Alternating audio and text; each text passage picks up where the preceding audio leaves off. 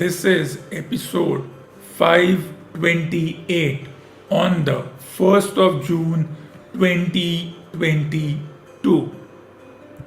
In what could have been a dramatic Asia Cup match to qualify for the finals in the Hockey Asia Cup turned out to be a dampener, or should I say turned out to be an exciting match, as India Korea ended at 4-all.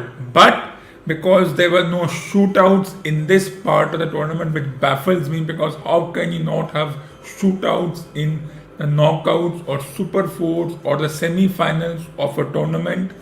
It's baffling. I have no idea what the governing body was thinking. It's like as if there is no tiebreaker in any tournament. You need to have a tiebreaker when you have reached this stage. But this tournament was all about goal differences, which meant that India fell short by one goal difference.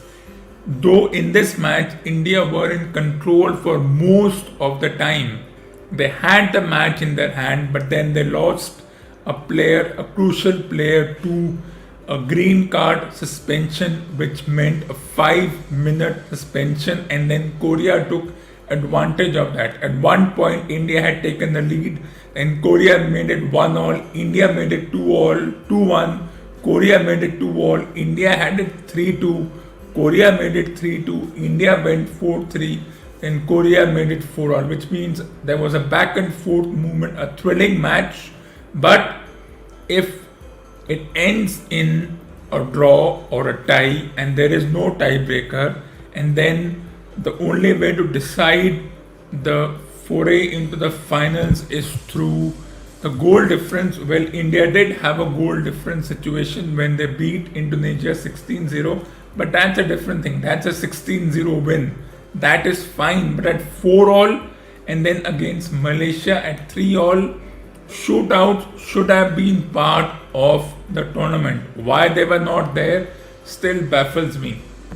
I'm disappointed with the decision of the governing body not to have a shootout. Of course, the players and the coaching staff cannot do anything because these decisions come from the governing body and those who sit in the boardrooms, in the conference tables, and decide that this tournament will not have a shootout.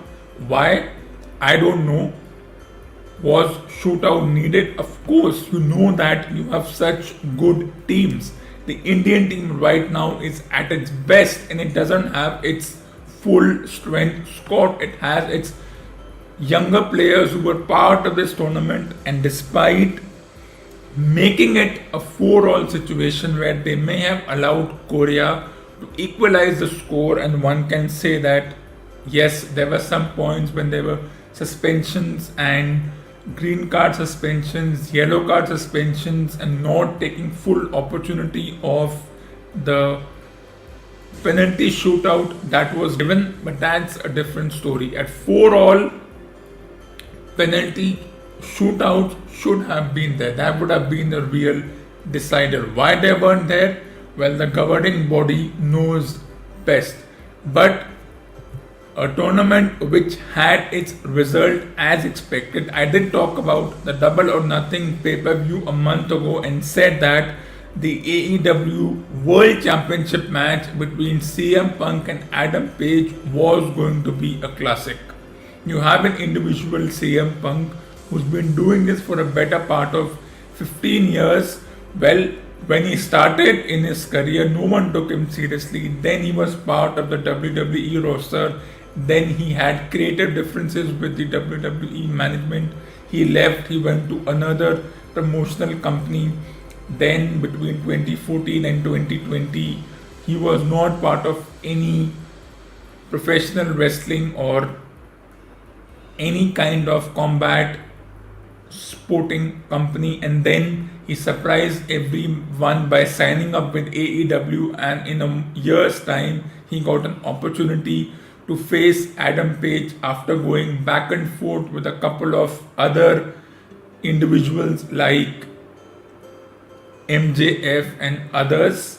And then this was a classic match. Of course, if you ask someone about AEW, it's still a fresh company, it's still a new company, therefore they can sign in new players or new athletes, or rather those individuals whose contract with other companies, specifically WWE, has expired or they're not renewing the contract, whatever be the situation. So they're only 3 years old, they're trying to establish a brand. On one hand, WWE has established the brand over 4.5 decades. AEW is a fresher company, which means fresher ideas, and everyone is loving those fresh ideas. But let me tell you, of course, 3 years means they have fresh ideas. They're recruiting couple of individuals who have already performed at various stages for various companies with various screen names. But back to this match, I think it was a classic. It went down to the wire. There were moments where Adam Page hesitated. He had picked up the championship. He could have easily won via disqualification. But before he could enact that, before he could disqualify himself and keep his championship, CM Punk got his patented go to sleep maneuver and won the title. Now, who all will challenge him?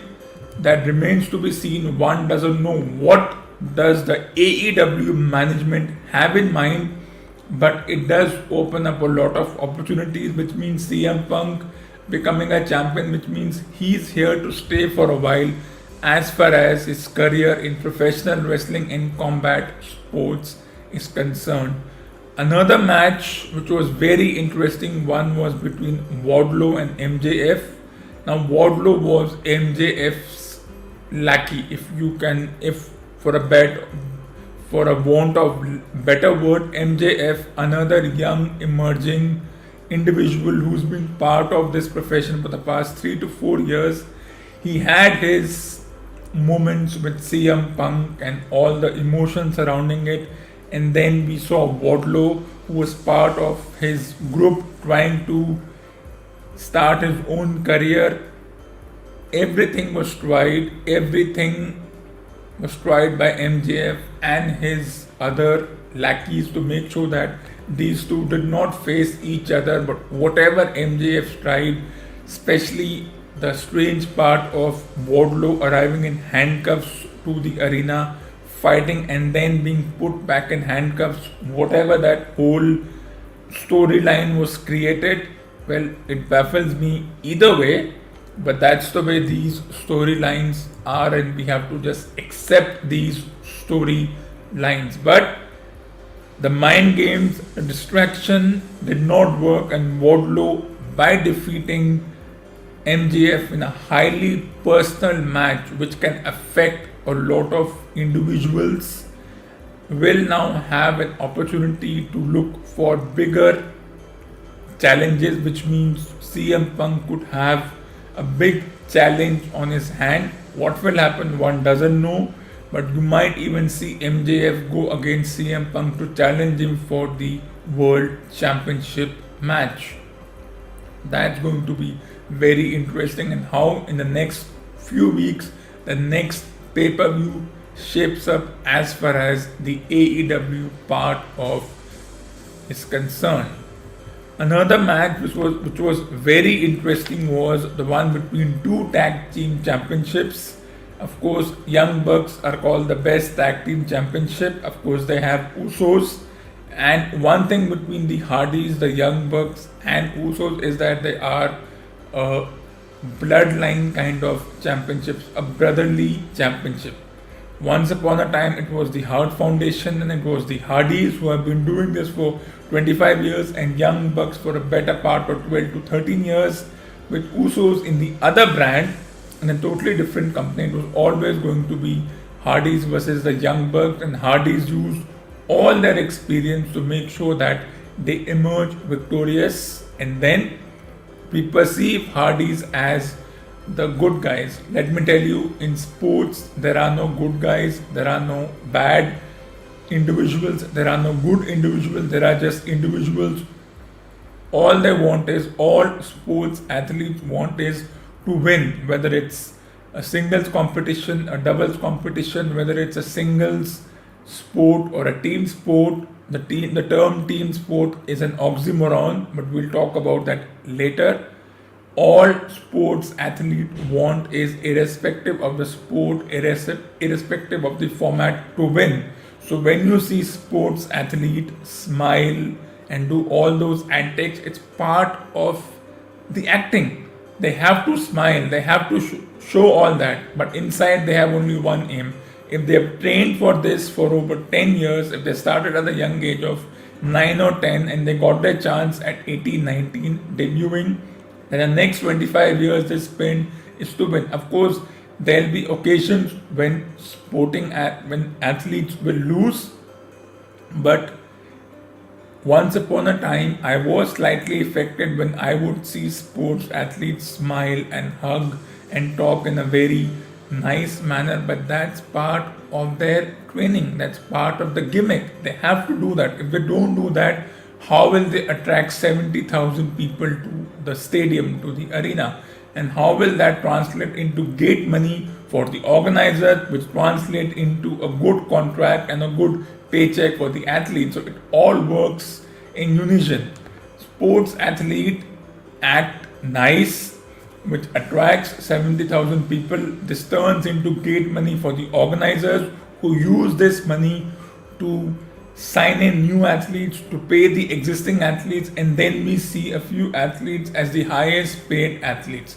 But in one fall, the highest paid athlete can lose all of that in a moment's time if they don't carry on that charade of being the nice individuals. But we'll talk more on that. Let's move on to a different promotion company's pay-per-view, that is the preview of that pay-per-view, that is the Hell in a Cell pay-per-view, which will happen next Monday. But we'll discuss the matches scheduled for this particular tournament, which has also got very interesting. Now, as I told you, Cody Rhodes left AEW a couple of months ago, signed in with WWE, and his first match in terms of at WWE, not overall, was against Seth Rollins. They have already fought twice, and of course, this has come from the fact that Seth Rollins, as a part of the storyline, sees Cody Rhodes as a hindrance to Seth Rollins getting a championship opportunity again. Why hasn't Seth Rollins got a championship opportunity again? That's on the management and the individual deciding. But this is part 3, which has happened in a space of 3 months. The third pay-per-view and the third match will culminate in the steel cage, or what they call Hell in a Cell, and with Cody Rhodes having an advantage of having won the previous 2 encounters, which means that WWE wants to push Cody Rhodes and eventually give him a championship opportunity. And will we see Cody Rhodes versus Roman Reigns, and Cody Rhodes do exactly what CM Punk did to Adam Page, who once upon a time was unbeaten? Will we see Cody Rhodes versus Roman Reigns after this rivalry is over? But I have my doubt that this rivalry is over. The 3 matches in 3 consecutive pay-per-views can be a little tiring, but then that's what the organizers want. They have been going back and forth, mind games have been played, and who knows what will happen in this particular match. But I'm excited. And then with Roman Reigns on a limited schedule, as the grapevine goes, but he might just allow himself to face Cody Rhodes with whatever happens in this particular match, whether Seth Rollins wins or Cody Rhodes wins. I see Cody Rhodes as a future opponent for Roman Reigns WWE World Universal Championship. Who knows if that's a possibility? It's still not in the cards. I don't think the WWE management has even thought about it right now, but they will be thinking about it. So this match is important to how the career of these two individuals progresses. How long will this rivalry go on? Well, this rivalry may end here. They may not face each other over the next 3-4 months. You might see them team up for tag team championships. Anything is possible in this profession.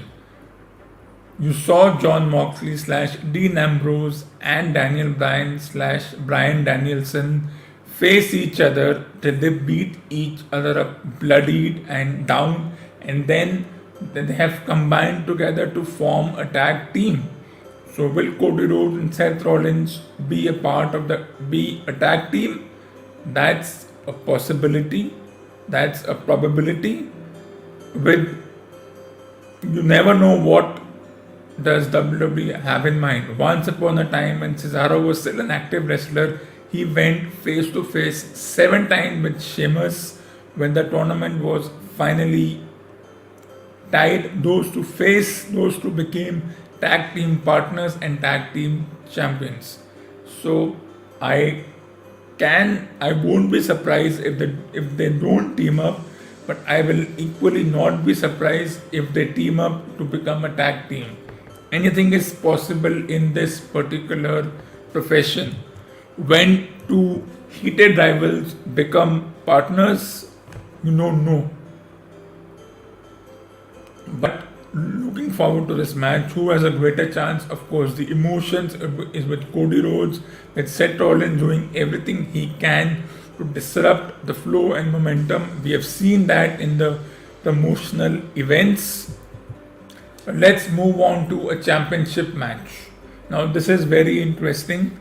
It was originally scheduled to be Bianca Belair and Asuka, and Becky Lynch was always hovering around.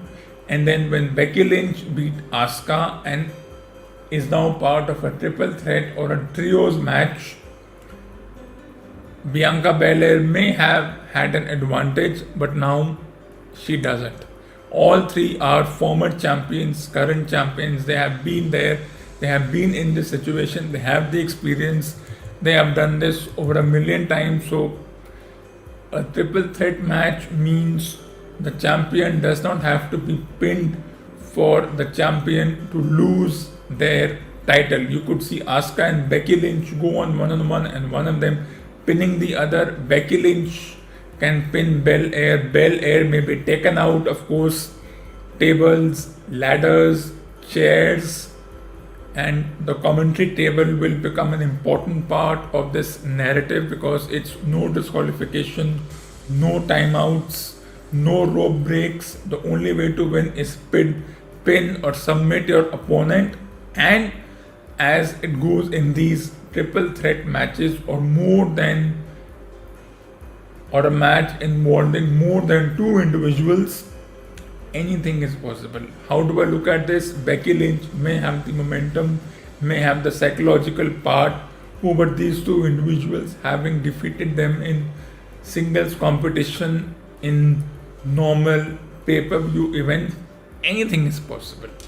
But what is baffling is this Bobby Lashley MVP mind games. Once upon a time, Bobby Lashley and MVP were thick as thieves. They were part of a faction and they were winning matches. Means MVP helped Bobby Lashley become the champion he is, and then due to some reason they weren't part of a faction anymore. And then when Bobby Lashley faced Omos, MVP became part of Omos, who is now mentoring Omos. But as I said, Omos is not the first 7-foot wrestler to be a part of any professional wrestling company. I can give you examples. Khali was there once upon a time. Undertaker came as that 7-foot enforcer before he matured into a more wrestler with more acumen. Then there are a lot of them. Big Show was the one who came as a 7-foot giant. When you are 7 feet, you will be called a giant. And I'm sure Omos has plenty of time on his hand. and if given the right guidance, he will surely develop into a pedigreed professional wrestler. The only disadvantage with individuals who are tall is that they are limited in their movements. The only maneuvers they have is using their tall legs to outdo the opponent, or using their power to throw the wrestler from one side of the ring to the other. But the inexperience, or the part where they can have a disadvantage, is that if the other wrestler is more flexible and athletic in using all the moves, that is jumping from the ropes or doing all kinds of movements, that can cause these huge individuals the matches, because then the momentum doesn't work that way. If they are felled, then it's difficult for them to get themselves up again. So Omos has the advantage. Now this is a handicap match, which means Bobby Lashley has to face both MVP and Omos at the same time, which means it's it's literally a place where he has to do everything on his own. He takes out MVP, Omos will be there to neutralize him. He takes out Omos, MVP will use his experience to make sure that MVP is a distraction and Omos is the one who takes care of the distraction. Bobby Lashley may win, though this is a disadvantage, despite Bobby Lashley himself being a 6 foot plus athlete weighing over 270 pounds. But when you have an individual MVP who is the brawn of this team, MVP Omos team, and Omos, like every other 7 foot athlete who's been part of this professional wrestling business, all he has to do is use his big boot, throw Lashley from one side of the ring to the other, and then use all the power to slam him to the mat and then pin him 1, 2, 3. But I would see this, I wouldn't say that MVP and Omos have all the advantage. Inexperience will cost Omos if Bobby Lashley knows how to go about it. What will happen, even I don't know. Now this match is more at the comical level. So once upon a time there was a wrestler called Elias who would wear a tee and a jeans with a bandana with beard and use his guitar skills to communicate with the audience and also communicate with the wrestlers. It didn't work out. He was on the brink of losing lot of matches. And then after a gap of a couple of years or less, he returns in a new form, a different ring gear and a different name, disguising himself as Elias's brother, which Kevin Owens, who is a smart wrestler, but this whole storyline is turning out to be a slightly, where is it going? I don't know. Because Kevin Owens is going to face Ezekiel or Elias, and Kevin Owens, who's had moments where he's outdone his opponents when he had individuals on his side, might be finding himself solo in this match, and he will have to use all his experience and everything else to make sure that he's able to defeat Ezekiel or Elias. Of course, when you shave off your beard, you have a different ring gear. You're not making an entry using the guitar. Whether Ezekiel or Elias are the same person, which Kevin Owens has been trying to find out. That's been the narrative, that's been the story. Or are the two different individuals? We will never know because we don't see them together. So how will this match go? It wouldn't even matter because it's turned into a big fat joke. But what is interesting is the WWE US Championship match between Theory and Ali. As I said in my last pay-per-view analysis, that Austin Theory, 25 years at this time, of course called the youngest WWE US champion, has a very similar career to what once upon a time was for Drew McIntyre, Randy Orton, and John Cena. They were all handpicked by Vince McMahon and they were all personally his proteges. So Theory is not the first protege, though it's been shown in a manner as if before Theory 20 years ago, 25 years ago, there were no proteges for Vince McMahon. As I said, Theory is not the first protege, he won't be the last protege. So it's not surprising he's gone to Theory because I'm sure Vince McMahon sees a bit of Randy Orton, a bit of Drew McIntyre, and a bit of John Cena. The combination of all three in this individual, of course, the attitude of Randy Orton, the smugness of Drew McIntyre, and the ruthless aggression of John Cena. That's why he's been handpicked and groomed for future championships. He faces Mustafa Ali, who's had a tough time because Theory has used all his proximity to Vince McMahon to make sure that Ali doesn't have a fair fight. And then, of course, in the pay-per-view in a normal regular televised event, he managed to outdo Ali by making him fight in one match, and then when Ali was tired and down and out, he fought him for the US championship. But this will now be a fair, fresh championship. You may see Theory keep his championship, retain his championship. But as I said, when John Cena came for the first time, nobody took him seriously. It took him almost 3 years to develop into that individual everybody adores. Do I? Well, he's one of the millions who have come and gone. So was Drew McIntyre. Drew McIntyre in the initial years had an up and down career. Then he left this particular professional wrestling company. He went and changed his outlook. Then he was signed on again, and now he's in that popular domain, similar to Randy Orton. When he came for the first time, he was seen as this cocky young man, and this individual with a lot of attitude. But now Randy Orton is in that legendary group. So 20 years from now, will Austin Theory be in that group? It's a possibility. It's a long way to go, but it's a possibility. As I said, I see a bit of John Cena, Drew McIntyre, and Randy Orton in Theory because these three were also special hand-picked individuals for Vince McMahon, and Theory is just something he sees as a mirror image of all three. So it's not surprising. Of course, the whole selfie gimmick can be seen as something different, but I have no interest in that.